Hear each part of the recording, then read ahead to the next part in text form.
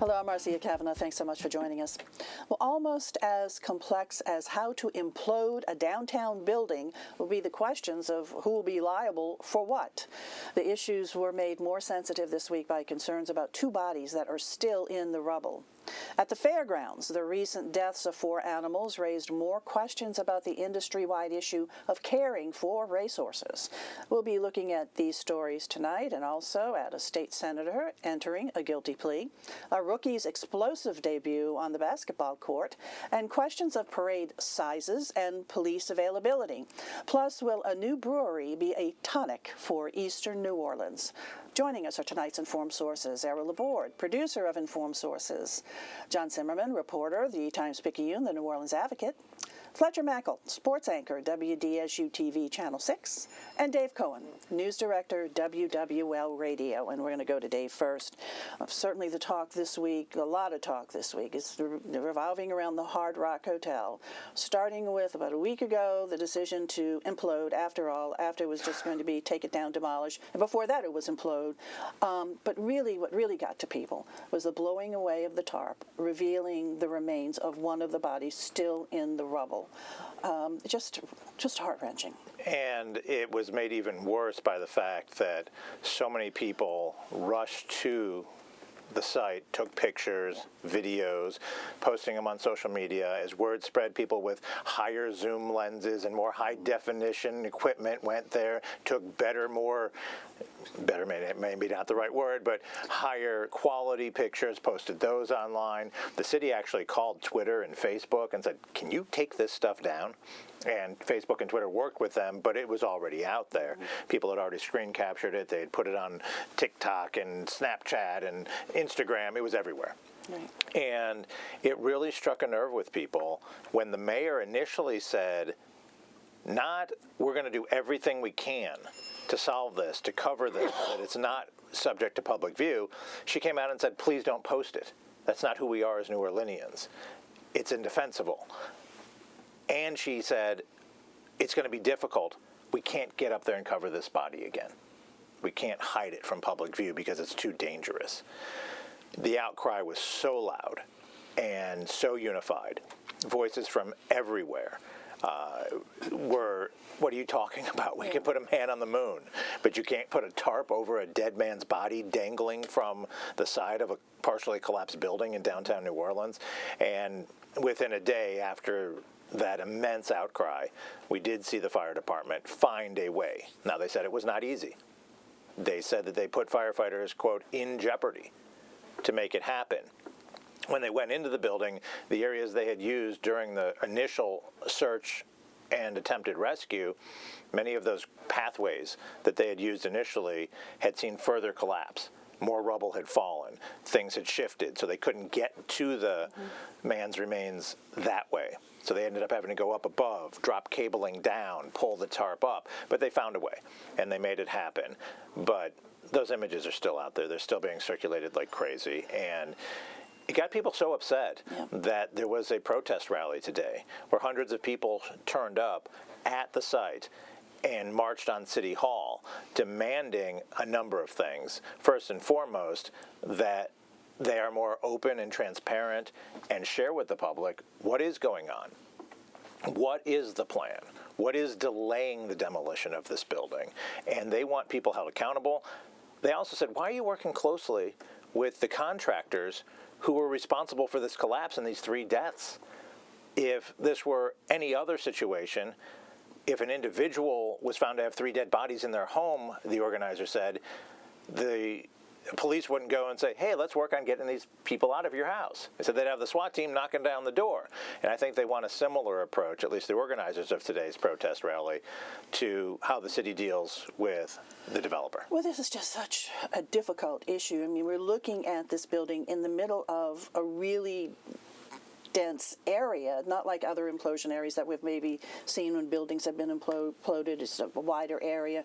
This is on the edge of the French Quarter, and that building is really obviously very, very fragile. But I think the community is a little bit confused, where also we're hearing first it's going to be imploded, and then no, that's too dangerous, so we're just going to be taking it down. Then that turned out to be a process that was going to go throughout the course of this year, so now we're back to implosion because that's really the safer way. That is confusing. It is. And then we see the body exposed. It's very upsetting. And that's why we've seen this raw emotion and so many people coming out and demanding that things change. The city council now has demanded from both the council president and vice president that there be a concurrent investigation that the city council oversees, along with the federal investigation and the investigations that the insurance companies are doing. They want to know what is going on to figure out what caused this, but also what is the response going to be. And much of the anger has been focused on the mayor. LaToya Cantrell is catching a lot of this emotion, this anger, this flack, and a lot of people are questioning how involved she is, because she came out initially. She was the one who initially demanded that this building be imploded. She wanted it gone, and she said that was going to happen. Then after a series of meetings with the developer, with the contractors, with outside experts, it was determined, because this is a building on the edge of the French Quarter, surrounded by historic structures, because they said it's on spongy ground, there are questions about the ability of the ground itself to withstand the force of the implosion and everything caving in on itself. They said, no, we're going to tear it down piece by piece and do a traditional demolition. And we were all surprised when, really without any public discussion or explanation, they just came out and said, no, that's going to take too long, we're going back to implosion. But you said implosion wasn't feasible. Mm-hmm. Well, now we have new information. It's a different group that's been the first. Somebody else brought new information to the table. The same group that brought down the cranes. Not too far at Claiborne and Canal was the site of the former, had a lot of different names, but the last name I think was the Delta Towers. It was a big apartment complex, and when they were making it for the hospital, they imploded it. It was one Sunday and went successfully. I don't know if the ground changes between one spot to the other, you know. But the other thing is that the city's point man for all this has been the fire chief. And as far as I know, he's done as good of a job as he can. But what was he doing today? He was fighting a fire, as fire chiefs should be. There was a major fire, and I mean, I don't know if there's too much pressure on one person, or? Well, they've also had Colin Arnold, who's the in charge of Homeland Security and Emergency Preparedness for the city, who's become more of the face as well. Whenever now we see the fire chief, generally we see Colin Arnold as well. We rarely see the mayor, though. In fact, when they came out to discuss the tarp blowing down and the hanging of the new tarp and the remains being exposed, the mayor put out a statement via Twitter. She didn't hold the news conference. She didn't come out and address it initially. We saw the police chief and the director of Homeland Security and Emergency Preparedness, and I think that's also one of the reasons that a lot of people are focusing their anger on her. And many people are questioning, why the fire chief? Why has he become the face of this? Yes, it makes sense. Fire departments deal with structural issues, building collapses, rescues, things like that. But some are wondering, at this point, is it too big? Is it too much to manage for the fire chief with everything else he has to do? It's a very complicated issue. Insurance companies maybe not agreeing with one another regarding liability. Even and council. OSHA comes out with their report 6 months. They have to 6 months or finish their investigation 6 months after. So that's April 12th. They usually, in these huge collapses, come out with it just a day or two or on that date. So we're going to find out a lot, and it may be a report that is pretty extensive as far as the damage. And as you noted, council now says that they want to hold hearings. At least some council members do. The Cantrell administration fired back saying no. You know, let the other jurisdictions investigate this. Council doesn't take that position now. No, they do not. And especially Jason Williams, the vice president of the council, he is demanding a concurrent investigation. So it'll be interesting to see how that unfolds. OSHA's investigation obviously will be key to so much in determining what goes forward. But as insurance companies will do, they don't want to pay, because we're talking $25 million more has been estimated to bring the building down and clean up the mess afterwards. There's already been the $5 million just to take the cranes down. So obviously they're hiring experts and investigators to try and blame it on one of the other contractors, one of the subcontractors, somebody else, so they don't have to pay. And so you're going to have this competition in court of dueling litigants. Well, the tarp coming down was just such a reminder to the rest of us. Of course, it's been with the family since it happened. Of course. But the fact that there are two individuals who still remain in there. Okay, this story, unfortunately, will be going on for a while. We're going to go over to John now. Another disturbing story. Over at Fairgrounds, there were, four deaths of racehorses on race days over a 10-day calendar day span, which was a 6 racing day span that ended last Friday. This is in Washington, D.C. based animal activist group who kind of scrapes through or takes data that another guy from New York has built in, because there isn't really any one depository for data on how many racehorses die after racing. And so what they found was that there are these 4 horses. Churchill Downs Incorporated, which owns the fairgrounds, won't confirm the number but hasn't denied it either, and put out a statement that they're looking into it. They have a veterinarian there that is trying to understand it, and somebody who's from outside looking at the track. But this is something that really goes on dozens of times a year at tracks across Louisiana, and according to a guy I spoke with in New York who collects this public data about 1,000 times at least across the country in a year. So in this case, these 4 deaths, one occurred after a horse had won the race. Horse had just won the race, went to the winner's circle, but must have had a medical problem. Usually it's broken bones or fractured bones that end up putting a horse onto the van and being euthanized afterwards. These horses are raised for one thing, to race. Correct. And in doing that, they're raised with very thin legs. And you can see how vulnerable they would be. And the big issue is drugs, and there's a common drug that is used in many states. Not all states allow it, Lasix, and it's been used for decades. And I don't know much about medications for horses, but I think it's for lungs and things like that. But that's what some advocates have focused on in terms of trying to link drug use among horses on race days to these deaths that we've seen, and in Santa Anita Park in California, where last year it really raised the profile of some of what goes on with horses in the racing industry when they had a big spate of deaths. Yes, there. they did. Has anything changed, though, at the fairgrounds in terms of the track or the drugs that are being used, or anything else that would explain why there's been this spike? Well, I don't know if it's a spike. I mean, it is sort of a statistical kind of, cluster, I would say. But, given the numbers that we see, and it's not that long a racing season. It's from Thanksgiving, as everybody knows, when everybody goes out with the hats, till toward the end of March, where they have the Louisiana Derby, and then a little bit after that. But there have been 10, 12 times more in a year horses that have died at the fairgrounds on race day. But around the state, annually, how many? Because there are other. I saw the numbers. It has fluctuated between 47 and 60s in that area, and 40% of them over the last 5 years have come at Delta Downs in Calcasieu Parish, which is kind of in the middle of the state and a low-rung kind of racetrack in terms of the horses that race there.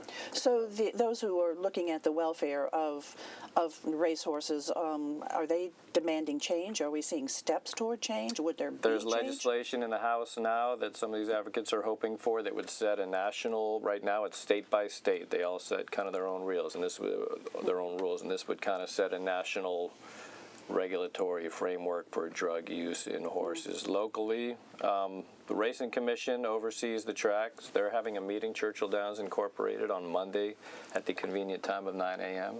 at the Monteleone. Apparently, the Racing Commission is meeting in Churchill Downs. They'll have a representative that is going to present their plan.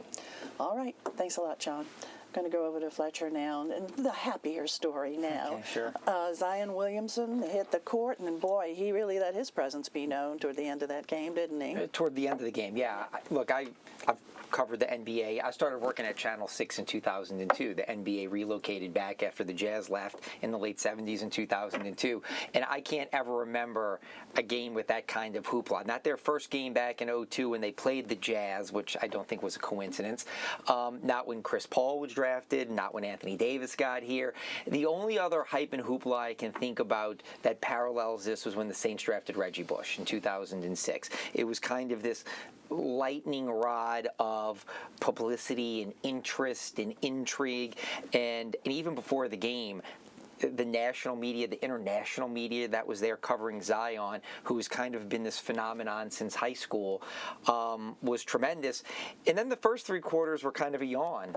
He played only these 4-minute bursts, but then in the fourth quarter, when he scored 17 straight points and single-handedly gave them the lead back, it was pretty remarkable, and the place was electric, and it looks like he's going to be a really special player. It was quite a way to announce his presence to the NBA world. So this was really, like you said, announce his presence to the NBA world, because he had been out at the beginning, from the beginning of the season because of injury. Yeah, 3 months, 13 weeks, and 44 regular season games. He had a meniscus tear in his right knee. The original timetable was 6 to 8 weeks, and out of an abundance of caution, they delayed it. He probably could have come close to that 8-week mark, maybe 9 or 10 weeks.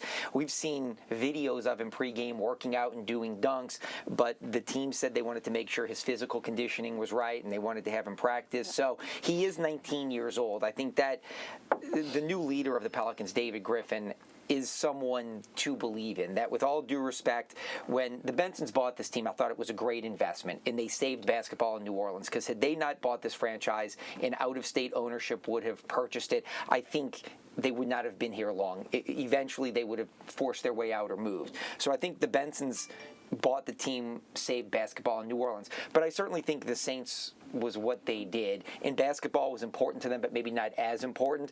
I think now Gale wants it on equal footing, and bringing David Griffin in was good. And so this season, to me, is the first step of what could be maybe the initial seed of something that could maybe grow and be sustainable, because what they had here before was never really sustainable. So Zion, this year, let's just enjoy who he is. But people that want to say the playoffs or championships are expecting maybe a little too much in year one. I'm going to have to wrap this up. When do we see him on the court again? Tonight against the Denver Nuggets, tonight. and then Sunday against the Celtics. So, yeah, I mean, he's going to play. He's just going to play in short bursts, I would say, at least until the All-Star break, which is in a few weeks, and then maybe after that they'll ramp up his workload, so to say. Okay, I'm sorry. That's all right. We got to move. Okay, I'm going to go over to E now. Thanks a lot, Fletcher. And we have Dixie Brewing is back. Brewing their beer here. We were just talking about how the Bensons save basketball. The Bensons maybe at least be saving part of Eastern New Orleans, at least. Gail Benson is part of Tom Benson's legacy. I don't think there's a city in the continent that tonight has a brand new full-scale brewery open. I mean, there's a lot of these smaller concept-type breweries, but to have a big brewery with trucks and vats and everything else, I mean, that's the thing of the past. And having a new one, but they've done it, and they've brought back Dixie. It's a beautiful facility. There's a brewery, and then there's a smaller brewery for the more creative type of beers. They're really promoting tourism there. They have a museum and place people go visit, and it's a nice place once you get there. The problem is in getting there. Okay, getting there reminds me of the old Tom's Picayune building along I-10. like you drove by, you said, "Oh, there it is. It's easy to get to," and then you can never figure out how to get there. And it's kind of like the same thing. That you go along I-10, and it's where the old McFrugal's used to be. And so you go along I-10, there's Dixie Brewery, But once you get off, it's just a little bit difficult. The short thing is take the Dalman Road exit. There are signs that say Dixie Beer. Follow those signs and pray to St. Christopher. And between the two, you should get there. But once you get there, it's a wonderful experience with food and everything else. And so you feel good about it. But, they didn't have to go there, and we're told that this was Tom Benson who wanted to be in Eastern New Orleans. Now, he was a guy who grew up in Gentilly, which isn't that far away. He knew it was a troubled part of the city. Almanaster, the boulevard, if there's one boulevard in the city that needs beautification, it's Almanaster. And so if this brings about new development in the area, and if the beer is successful. Now, you know, people are funny about beer. I mean, a lot of people, swear that they like this beer over that beer and all that. To me, they all kind of taste alike. But the fact is, if people... My son would differ with you. Well, I know everybody's pretty adamant, but if people embrace Dixie beer and the New Orleans beer, and it could be a really good thing, but certainly the legacy of the Bensons is something that really needs to be appreciated this night for what they've done. Now, Dixie has still been out there on the market. It just wasn't brewed here. It's Right, gonna be brewed here now again, right? This couple, the Brunos bought it. It's had 2 or 3 owners, and then the Brunos bought it, and then Tom Benson bought it from them in 2007, I believe it was, and they brought it back. But during that time, after Katrina, they contracted with a brewery, I think it was in Wisconsin, and then later in Memphis, and so there's been the Dixie label, but not brewed here. But now, I think Monday was the first batch that was brewed here, and so probably next week, what you will be getting is Dixie that was brewed here in New Orleans, so for the first time in a long time. Yeah, well, welcome back, Dixie Beer, and people will find their way out there, I'm sure. Like you said, this is a place that's open for tourists. It is. Also, They're very much encouraging tourists, and I think it's a great museum, and it's got food, and you can do samples. And you can bring kids. I mean, you can do the little thing, and they have a big outdoor area with chairs, and they encourage people to sit around and lounge around. And so it's a nice facility. Okay, terrific. Thanks, Ed.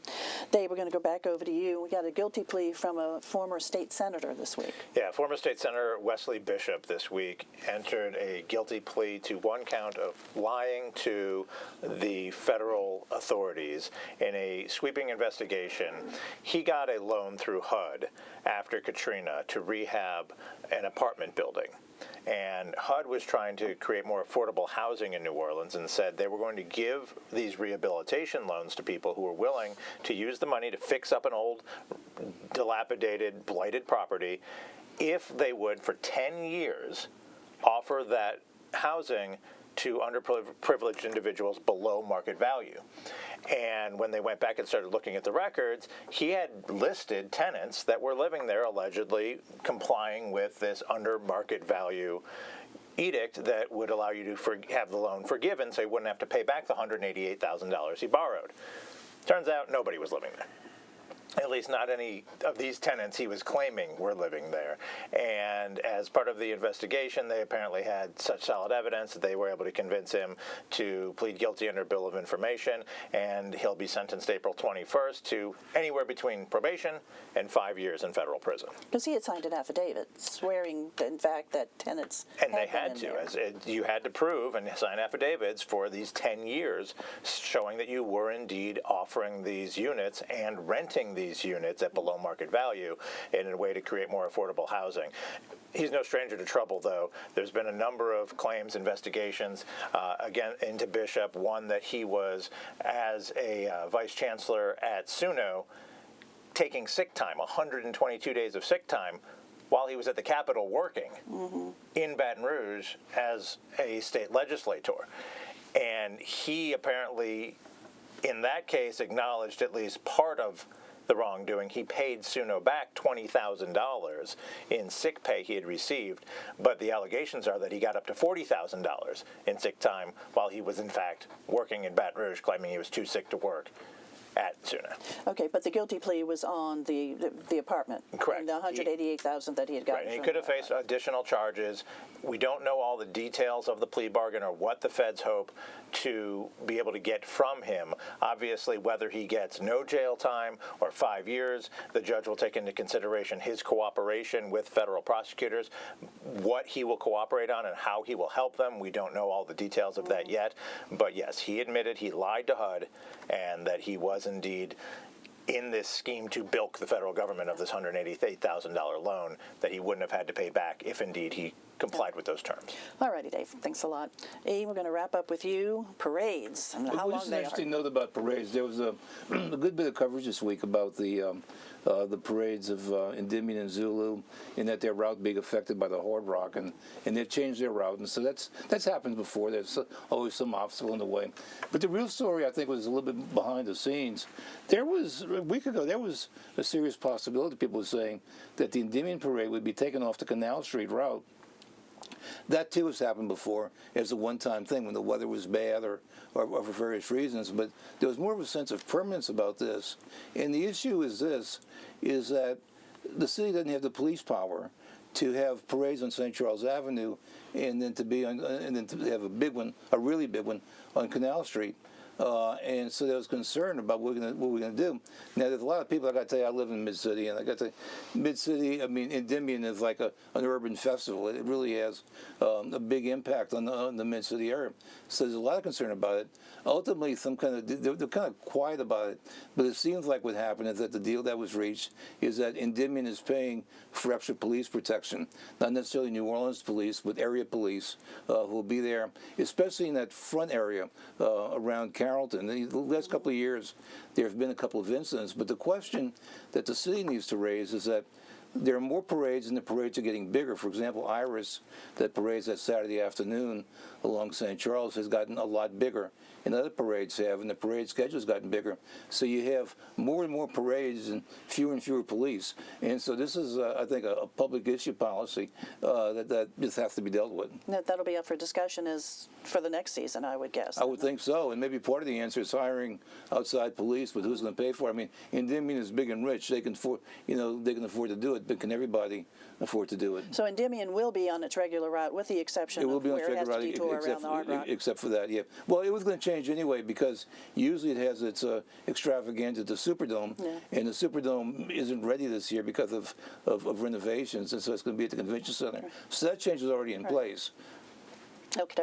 All righty, we're going to stick with you and looking ahead. Okay, we were talking about the beers. Channel 12 has a documentary coming on this week. It's called "The Birth of the Brews," not just about Dixie, but about all of the beer industry in New Orleans. And I've seen it's really interesting. So it's this week. And produced by Peggy. Okay. Peggy Scott Laborde, somebody that we certainly know and love, and Dominic Massa also worked with her on that. So we're looking for that. Okay. Okey-doke. John, up to you. Well, always the bearer of bright news. There's a trial beginning probably late next week. One of the most infamous murders in St. John the Baptist Parish, which was the killing 2012 of 2 deputies by people who claim to be sovereign citizens. This is sort of this loose knit group of people who believe that the laws don't apply to them, essentially. That starts probably later in the week for one of the defendants, and really the last one at this point who could go on trial, and so look for that. Okie doke, we will be. Pleasure.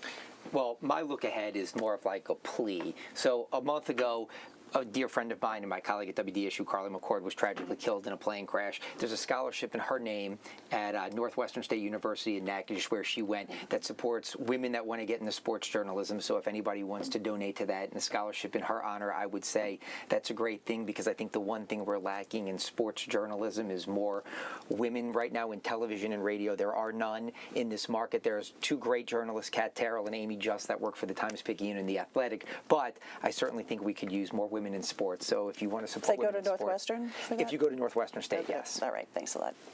Quickly. Well, Errol mentioned it. You'll start seeing heavy equipment moving into the Superdome in the next several days. They're going to tear out the ramps, so if you didn't run down the ramps one last time during this last season, it's over. The ramps will be coming out, and that's why Endymion won't be there, because they are tearing those things down to make room for escalators and to make room for wider concourses and more stuff inside. All right, guys, thank you so much for being here. Thank you all for joining us. See you again next week for Informed Sources. Have a good evening.